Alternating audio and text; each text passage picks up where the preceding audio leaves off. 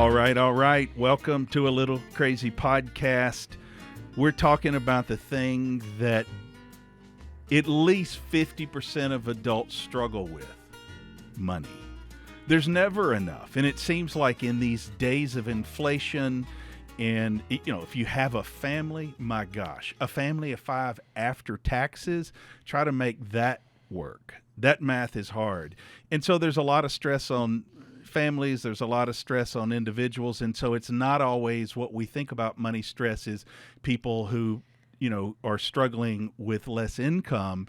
Often you can have money stress at much higher levels because it's always what you don't have. And how do you manage that, and how do you make sense of it? For me,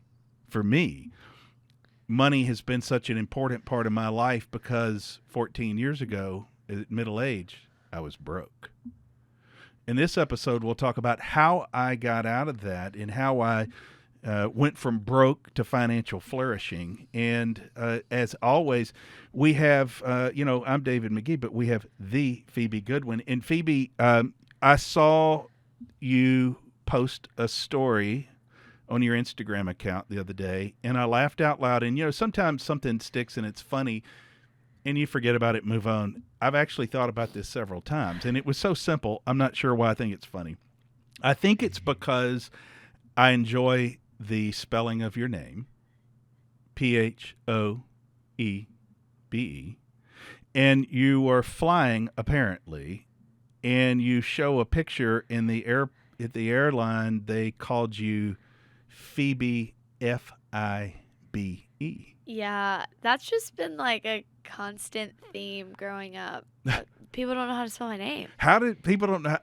They don't know how to spell they're Phoebe. Flabbergasted when they ask my name and I say Phoebe? Phoebe. And it was even worse when I had the mask on. They couldn't see my lips move, and they thought I was Stevie, BB, CC, Mimi, Emmy.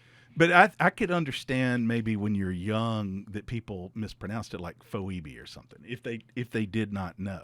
I mean, yeah, if you're they'll even call me Phoebe, and I'm confused how I gets in there. Yeah. Like, that's the one thing I don't understand. I get F. Yeah. That makes sense. But F-I-B-E, Phoebe? Phoebe? At 5. That doesn't even spell Phoebe. And I mean, there was no accent mark or anything. I know, but I was just sitting in the airport eating my Chick-fil-A. I was like, this happens to me all the time. I need to start posting it on my story. Yeah. Just have different spellings of how people spell my name. Yeah, you should collect a whole thing. F-I-B-E got me. That one crazy. has stuck with me. Well, I mean, people do F-I-B-I. That's very common. F-I-B-I. For Phoebe. For Phoebe. You could just adopt that and just start signing everything. One day when you're an author, it'll be like Phoebe. F-I-B-I. Yeah, Phoebe. So we talked about this a little bit the last episode in, where I was 14 years ago. Right now. Mm-hmm. 14 years ago, right now, I was broke. Mm. I was so broke. And, I never saw myself as being that person, but I arrived at the age of, 45 when based on some of the professional success I'd had, I'd had a best-selling book in India. I'd, done some other things of so-called success and had been a vice president at a large advertising agency,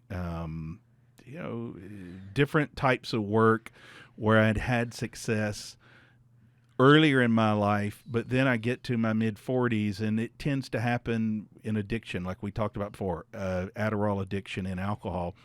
And pretty much anybody that struggles with addiction, they will have money problems. Mm-hmm. I don't care how much income you have, you will end up with problems, because what addiction is about is numbing how you feel, so you're not facing reality. Mm-hmm. So when you're not facing reality, it's easy to just one more day and be in denial about this financial circumstances around you.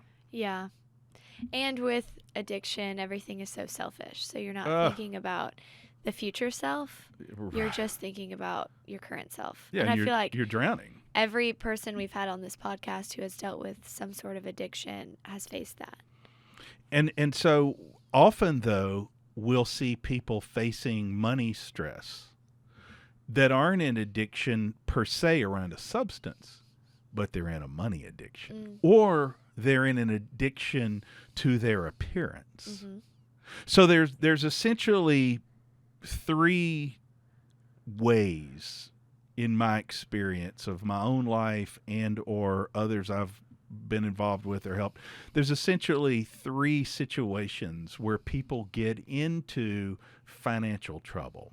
One is the scenario where they are a very prudent person with their money. They're not messy with it. They're very organized. They pay their bills on time. They're not in substance addiction or addiction to money or addiction to themselves. But they know they could have more and they want more. Like sometimes it's fine. Like, look, this is the life I enjoy, so I'm going to do this. But they want more. So therefore, they have mental health issues around money. That's what we're talking about. It's about the thing about money is about how you're feeling. And what happens with money, the studies show, say 47% of adults in this country today have mental health anguish over money. And they're not always broke as I was. So one, you could be the prudent person, but you want more. And the problem is you just need more inflow. You need more money to do what you want to do. Maybe it's to help others. Maybe it's to take trips. Maybe it's to buy this house. The other scenario is they've got a lot of income, plenty of income. This is a scenario I was in addiction, but they're messy with it. They're not managing it with prudence. They're not giving it the care and responsibility it deserves because they probably made some of what they made by chasing it and being more aggressive. And so that personality is always doubling and down and thinking, well, I'm going to get it back. Tomorrow it's coming. I'll go close a bigger deal. I'll get a bigger book deal. I'll go build this building and sell it. So, they're mired in a messiness. And then there's the situation where they're prudent and there's plenty of income, but they're addicted to the picture. They're addicted to the picture because they see the neighbors who have a mountain home, or they see the neighbor who has a boat or just took this family trip to Europe. And they have plenty of money, and they're prudent with their money, but they have financial anxiety because social media makes them feel like what they have isn't enough. It's that old social media thing again, and the comparison, comparisonitis, which is a thing, and it's real. And there's become this whole trend of, at least for people in my generation, to go shopping and show a haul of what they got. You have these hauls, and there's a different haul every week, and a haul that, they got gifted for free or they got sponsored to show. And, after scrolling through these, you're like, I need to go buy clothes. I need to have a haul to show my friends. I need to spend all this money. Is that a real thing? Yes. You call it the haul? The haul. You literally call it a haul, David. I can't believe you don't know this. I don't know. I need to go get a haul because I need some new clothes. But it is crazy. The haul. It's a haul. It's not the haul. It's a haul. It's a haul. Yeah. You need to go get a haul. And I got to go get a haul. Whenever I go to the store or my friends go to the store and we get things, we're like, okay, so here's my haul. Here's my Sephora haul. And we'll just send it to each other because we're so used to seeing my it. face is a little red because I'm thinking I'm so old I didn't even know that. You did it. The haul is a thing. Here's no, it's my not haul. the haul. It's a haul. There's several hauls. Here's a haul. I got a haul at the It would be like my Kroger haul. Yeah, your Kroger haul. So here's like my your haul. And your friends, that's the comparisonitis thing. Or even if it's not comparisonitis, even if they're not jealous, it inspires their own, like, I need to get mine. Yeah. Or you see it and you're like, oh, I need that. Mm-hmm. Oh, I need that top. I didn't know I needed that top. I need that top. Are you a big spender, or would you call yourself frugal or middle of the road? Well, it depends because I like nice things, but I like them at a good price. Yeah. I'm a deal finder. You're a deal finder. I'm a bargain hunter. Okay, you're a deal finder. Yeah. Does that run in your family? Yeah, Your I mother guess who so. listens, did you inherit that from her? I think so. Uh-huh. My sister, really. She's a big deal hunter. Is she? Yeah, and then okay, not to get on this tangent. No, please, I'm in. But once you learn, and everyone I talk to who works retail, like who works with fashion companies in New York, who work at clothing stores on the square, everyone's like, you should never buy clothes full price. Don't buy clothes Ever. at full price. Ever. Yeah. Ever. They are not worth it. Right. They are not worth it. There's usually the typical markup in retail, say of a boutique, is double plus cost. So you're paying more than double at what it was bought at wholesale. Right.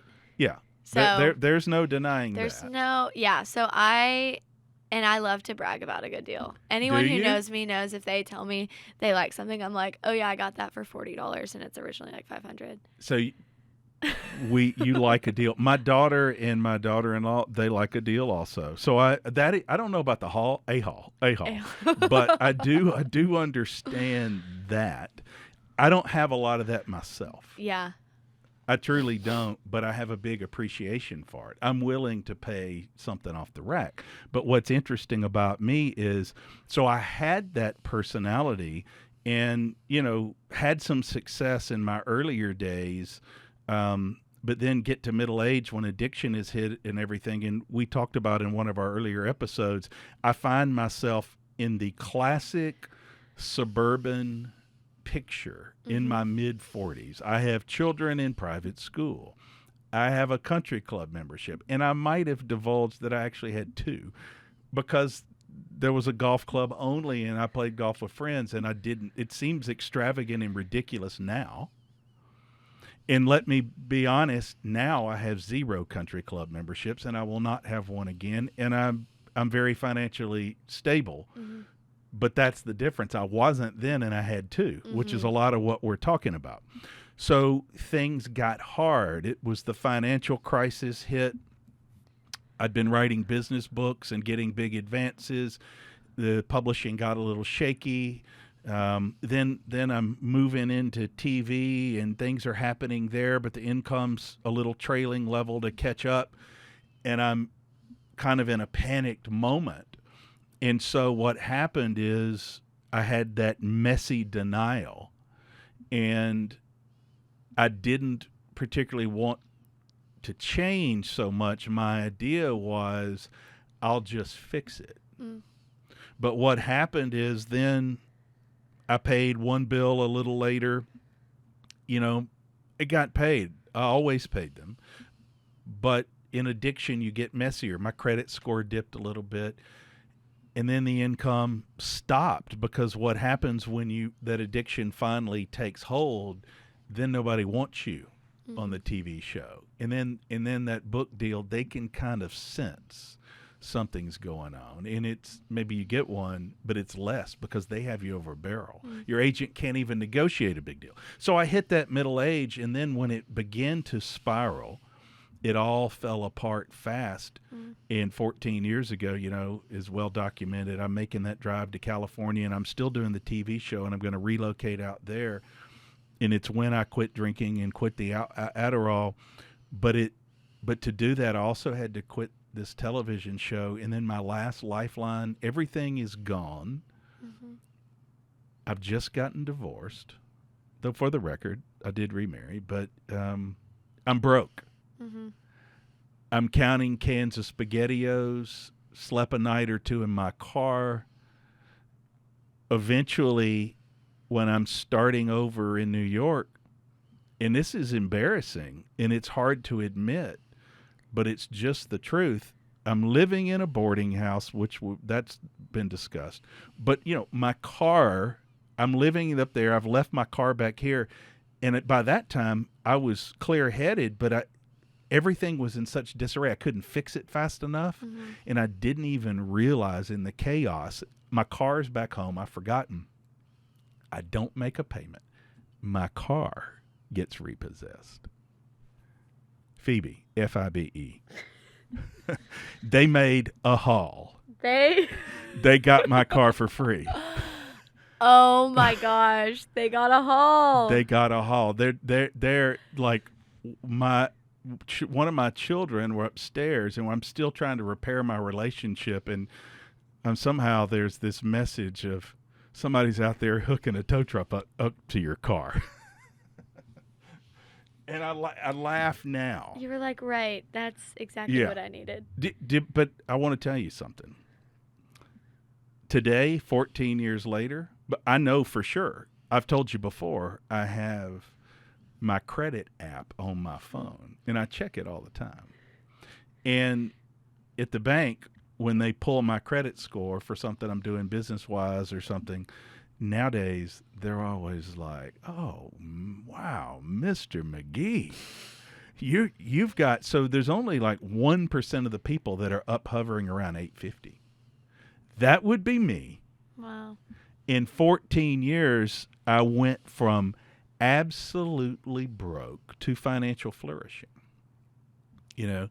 And because in a way, I was all of the issues, messiness, and the picture. I wasn't prudent. Now, I am prudent today. Mm-hmm. That's how you get that 850 credit score. But so we didn't want to pull our children out of private school because you tell yourselves all the stories. Mm-hmm. They're in high school. They've come so far. Can't we just finish it? It's not fair to them where we are. All of the stories because of the picture. Mm-hmm. And what happened to me is I took another drink to numb that pressure, and another drink, and then everything breaks. And so there's so many people today, they have enough income, but they feel financial pressure because of everything they're trying to keep up. And we live in an era right now, like in COVID, things got pretty cozy for people. Uncle Sam's mailing checks. There were all kind of ways to get free money. Mm-hmm. Like money's just coming everywhere. Well, then what happens when the government printed all that free money? Government gets more debt. There's a lot of factors in trade that got interrupted over COVID. You begin to get inflation. Mm-hmm. And prices have just gone up, up, up. And so now we're arriving at a point where the economy is probably healthier than a lot of people feel or want to believe. But the cost of everything. Mm-hmm. Have you been to Subway? Do you go to Subway? Last week I actually went to Subway. Okay, FIBE, Phoebe. It was $10. Shocking. See, I eat a for foot long. For a 6-inch. Right. I'm so old. I remember those $2.99 Subways. No. Yeah, $2.99. Even when I lived in Manhattan in 2011, there was a Subway around the corner of my apartment on 12th, right by Union Square, and I would get off the train a lot of times, walk over there. Even in New York Subways, I would get them a foot long for $4.99 in 2011. Phoebe, a 6-inch for $10. I was alive in 2011. Yeah, you were. What year were you born? 2002. Oh. I was 9. Yeah, so you could get. And now, that $5 foot long deal is gone. So now families, even if they theoretically have enough inflow and say 3 years ago they're doing private school, doing all this stuff, a club, they're living a comfortable life. But what has also happened is a lot of people's mortgage rates on adjustable rate mortgages have reset. So suddenly a lot of people are feeling financial pressure, and they have to ask themselves those questions of, what do I do about it? And because taking your family to Subway now costs $100. Literally. If a single woman is just knocking down $10 for a 6-inch and that's about it, did you even get chips? Yeah, I actually got chips. You got chips. I can't resist those baked lays. Oh, you eat baked lays? They're so good. But they cost a fortune now. They do. See, everything costs a fortune. We went to Costco the other day and it was $400. I almost fell out. And I don't even have, I'm sure I have some grandchildren over every now and then, but so that's my point. And so people, we're seeing people begin to have financial stress again that went away a few years ago. And, you know, the good thing is you can do something about it, Yeah. but it's real. And again, studies show that right now, as we speak, 1 out of every 2 people listening to this podcast are feeling some mental health issues over money. Mm. There's a reason Dave Ramsey's podcast is about 6 million times bigger than this one. Hey, he's been doing it longer. Dave. Yeah. And I'm not I'm a Fine Enough fan, but I don't listen because look, I mean, he gives great, there's good sound advice, but what really people have to do is a lot catered to them. But what I can tell you is that when people are in the category number 1, let's say you, for example, Phoebe, F-I-B-E, you're prudent, you like a deal. You're not overdrawn at the bank most days, ever. Good. So you're in this category. You're young, you just, starting and earning, but let's pretend you were older. So, you're prudent, you're good with your money, you're responsible, but you're like, I feel anxious because there's more I want to do. Yeah. That in that scenario, the requirement is either go get some counseling and just be okay with where you are, but really what it's about is you need to place a big bet. Mm. It's about placing a big bet. If you've studied how people change their environment, like I have, and I helped a guy do a book one time. I did the outline for a book that was a #1 bestseller, helped him get a deal from Random House. And the premise was really a long-term study of there's all these small businesses out there. And see, great business books, the reason they're popular is they relate to people. Mm-hmm. You can relate to the lessons, okay? So he studies all these businesses. And it's like, why do some break through and become these brands and companies you talk about, and others are just little old things that barely make it and fail? And it's because at some point they placed a big bet. Mm-hmm. They doubled down, not shooting from the hip, but it would be, say, I have a 2-year degree to do something in medical profession. I'm prudent with my money. I'm not risky, but I want more and I'm anxious about it. Well, placing a big bet is I will suspend my income for 2 years and go to medical school. For 4 years or whatever. Or I will suspend it for 2 years and become a nurse practitioner.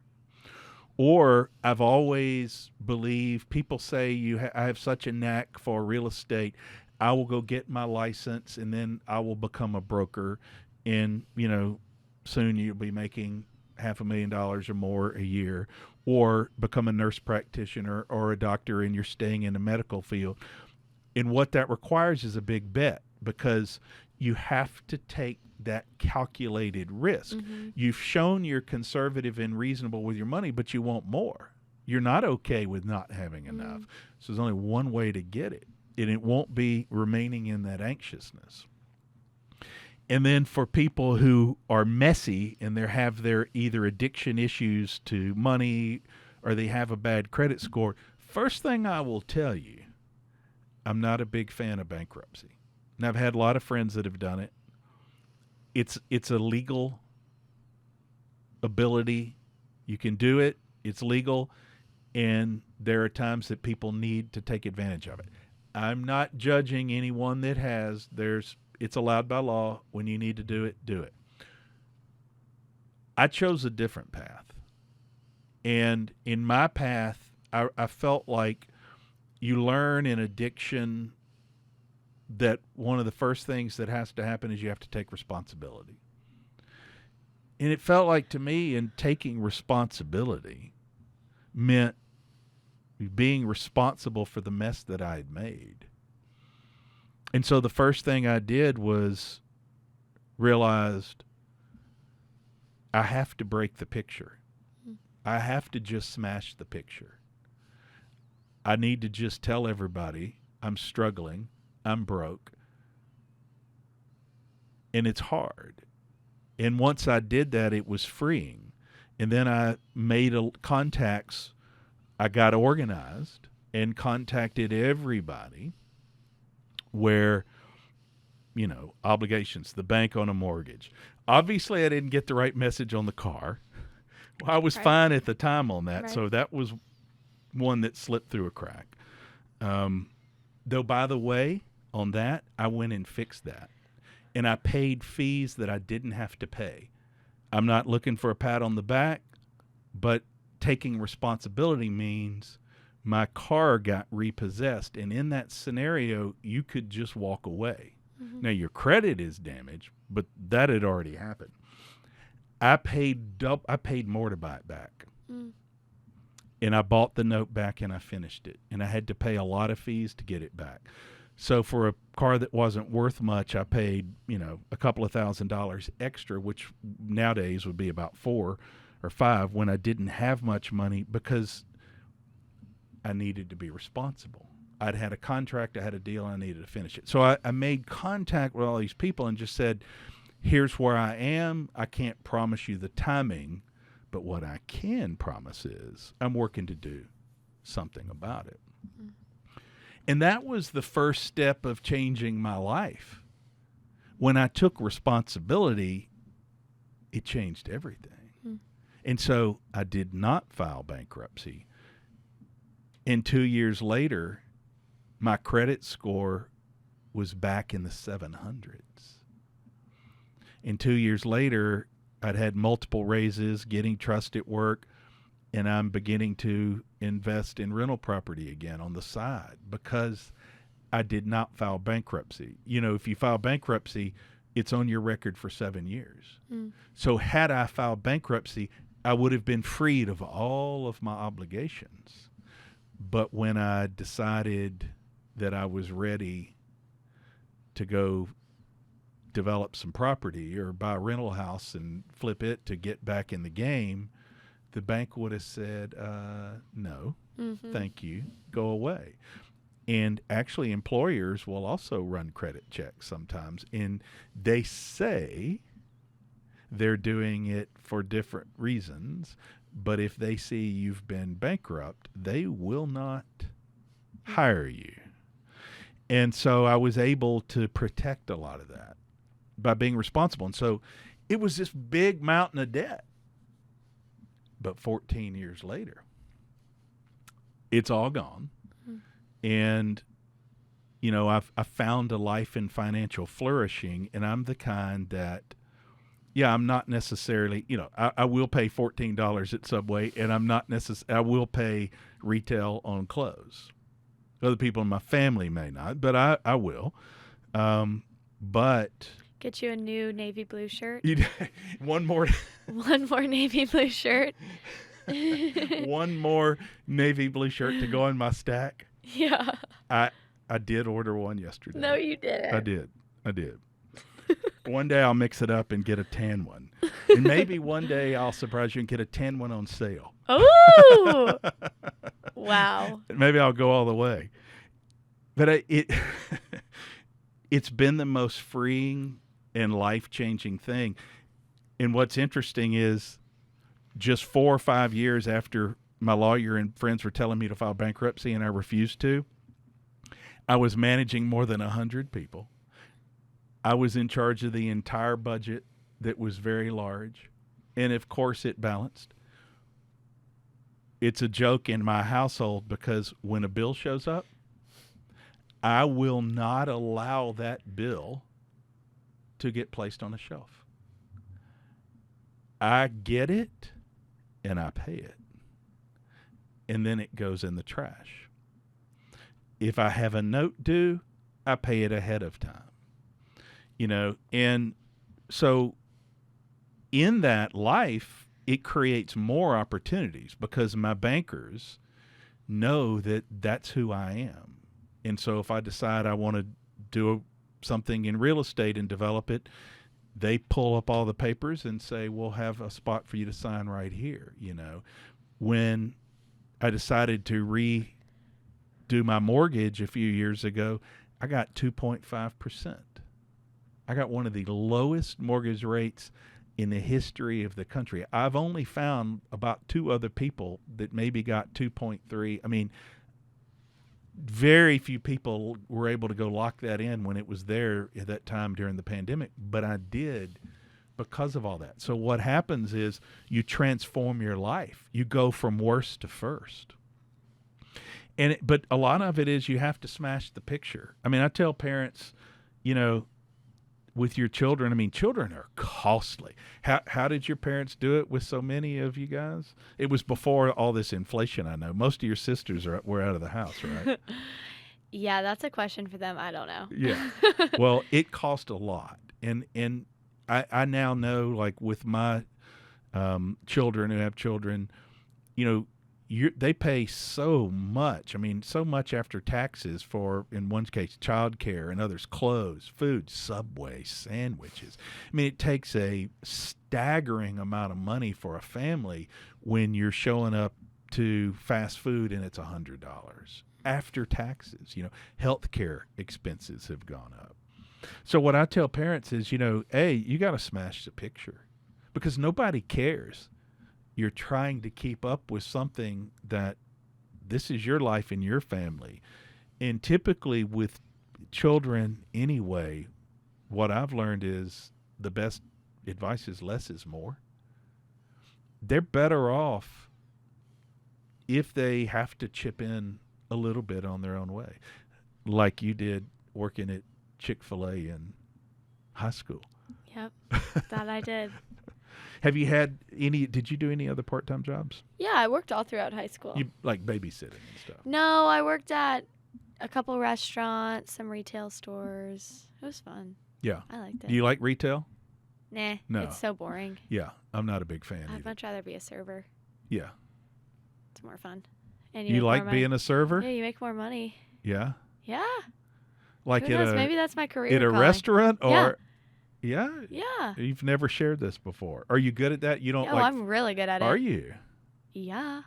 I'm Yeah, really so good at it. you should one day just go to the big city. I mean, they make 6 figures and I you just know. could work at a I know. The problem is it's a hard culture. A lot of friends I know, is. because I've had friends do it and they say they won't go to the dark side, but most of They them do. because you're working at night. And then what a lot of them tell me, there's a big culture of alcohol and drugs in it, because then everybody gets off and it's midnight or 2 a.m. and somebody says, let's go over here. And then Right. they do. And then the next day comes and people have slept late and they feel Right. bad. So maybe don't do that. Maybe I won't. Maybe don't do that. The biggest thing is people have to ditch the shame. Mm-hmm. The number one barrier for people going from broke to financial flourishing, or maybe they're not broke, because a lot of times, again, I know people that are making hundreds of thousands of dollars a year who absolutely are just suffering in mental health distress over money, because suddenly what they have, that's not enough for it. And so the number one thing you have to do in that scenario is you have to ditch the shame. Mm-hmm. Because once you ditch the shame, you will go face what you need to face. I'm sorry, my children are changing schools. You can explain to your parents or your neighbors or your children even. As it turns out, I need to go get a job. Or just tell them you want to go get a job where you've been staying at home for all this period. We tried to keep the picture in place for too long. And then that picture broke itself. But then once that happened, I decided, enough was enough, and that I would become a model of responsibility. Mm-hmm. And it's funny because nobody would have called me type A before, but now both at work and at home around money and business, family and people I know refer to me as a type A personality. Mm. So you can change. I mean, people can change. I changed at 45. At 45, I had been that person for so long, and it would burn me and burn me and burn me. But then once I took responsibility about it, it just gives and gives and gives. And then it multiplies. And then you find, oh, this is how people do it. Because it's not about the money you have. You could live at any income level, including technically in poverty. It's about your mental health relationship to that money and to the state you're in. Do you know that your generation, I told you 50% of adults have mental health issues around money? And do you know that the generation just above me, hard to imagine there's actually a generation above me, but there is, they have more anxiety about money. My generation is slightly less than that one, but we're in the 50% level. Your generation has considerably less anxiety about money. Now, my joke on that is it's because their parents are paying for everything, and maybe that's it. There's also something else about your generation. Your generation is more likely to seek counseling, both either in the mental health realm or actual counseling financial realm, to solve it. Does that surprise you? A little bit, I guess.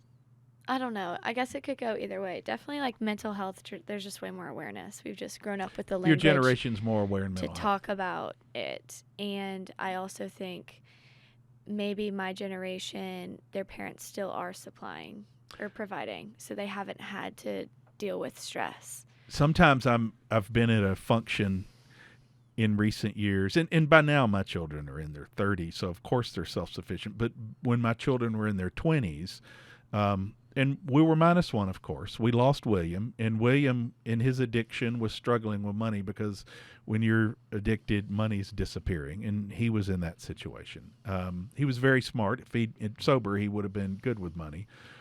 But so minus William, my other two children, they married, in their 20s, and just very, very financially responsible and stable, and completely, early 20s, as soon as they'd graduated from college, completely sustainable. Mm-hmm.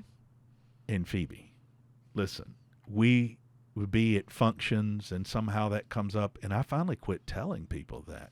There'd be a room full of people my age, and it would come up that the burden they felt, and they just hoped their children one day could become financially independent because they were still supporting them so much. Mm-hmm. And I would go, well, mine aren't. I mean, our two were completely independent, in their 20s.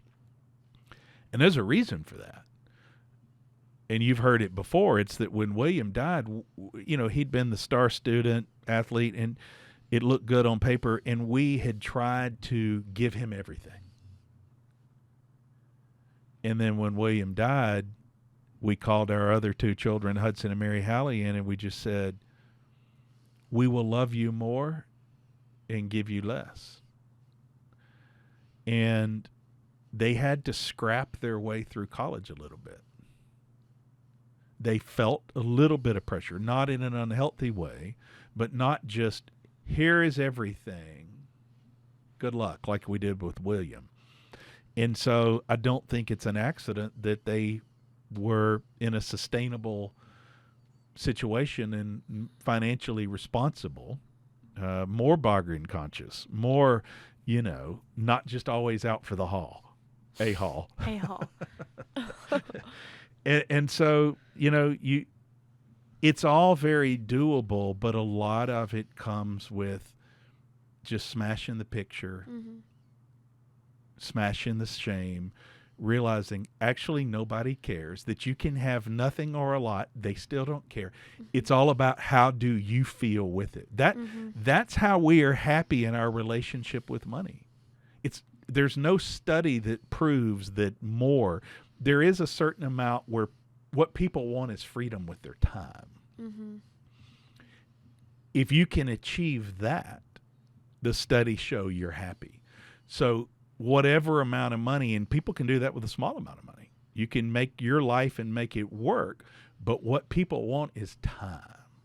You know, the old thing that on their deathbed, what people always say they wish they'd had was more time with family, more time with the things they love. That's what they always say. They never say they wish they'd had a bigger house or more boats and so that's how we have to achieve our mental health. And there's no shame in wanting more, by the way. I enjoy making money, and it allows me to do more things that I enjoy, my family enjoys. It allows me to give to other causes. So I enjoy making money, and I'm not done with that.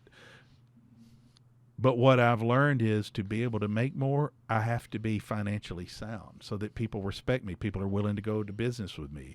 Banks are willing to give me money, you know. And a lot of that's just a choice. But people have control of that. You can decide in an instant, I will change this. And the first thing you have to do is just break the picture and stop the shame and look at everything you have and take responsibility. And you know what my number one starting place is? My favorite lesson from when I wrote the book, How Toyota Became Number One, rid all that adds no value. You just start getting rid of everything. Your friends won't care if you quit the club. Nobody's going to miss you at the gym.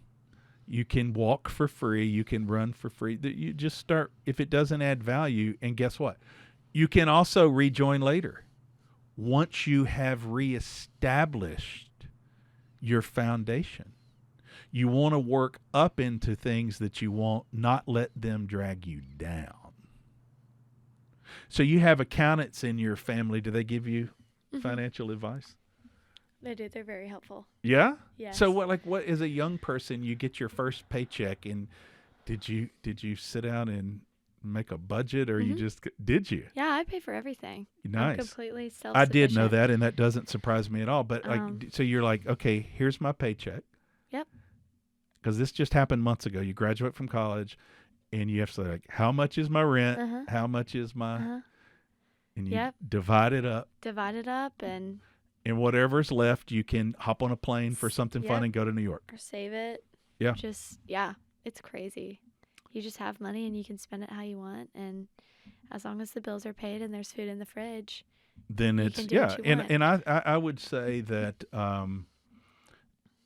when you meet all those parameters, I'm a big believer, even for young people, you should go spend it and learn, because you also, it's important in the relationship with money to learn how to enjoy it. It could be simple of, I like going to the coffee shop every day, so I'm not going to feel guilty. That came up in my house once. Like, really? You go there every day? One of my kids or somebody said to me, you go there every day and you buy a coffee? And I was like, if you add that up, it's a lot. Yeah. Because coffee's like Subway sandwiches. They don't cost the same. They don't cost the same, and there's no protein. So it's not going to last long. And in fact, a lot of time when that caffeine's wearing off your blood sugar, it makes you go want more, right? And I said, here's the thing. They were joking, but it was a point of, I could make it at home, but I don't want to. Right. And that's something I want. But I don't need to be in the golf club. But I do want that, you know, and I think same with you being young, you don't have to go, oh my gosh, I have all this left over, I better start saving it all now. No, I think if you're responsible with your money, there's actually time for that, because it's just what money affords us. That's all it's worth. It's worth nothing otherwise. If it's all about getting the life we want. What we don't want to be is we do not want to be the 50% of people in America who are having mental health issues around money. And if you can do the work like we've talked about to get off that list, then at that point, you can have as little as you're comfortable with, and the world will be great with that, or as much as you want to chase, and you can go do whatever you want with it. All right, come back and see us next time. Sign up for our newsletter, alittlecrazy.com. It actually is a little crazy, Phoebe. We probably have, it's not a staggering number, but we get between 5 and 8 people sign up for our newsletter a day. Wow. It's because they're listening to our podcast. And so at the end, every time I say, sign up for our newsletter, it's at alittlecrazy.com.